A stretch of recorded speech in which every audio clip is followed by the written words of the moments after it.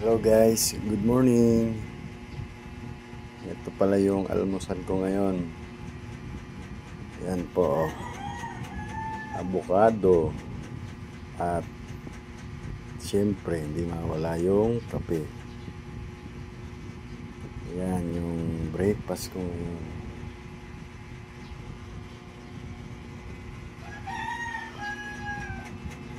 Sarap nitong avocado guys. Yan.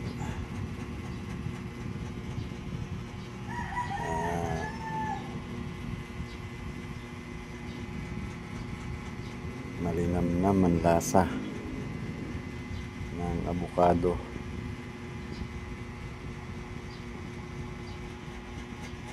Yan o.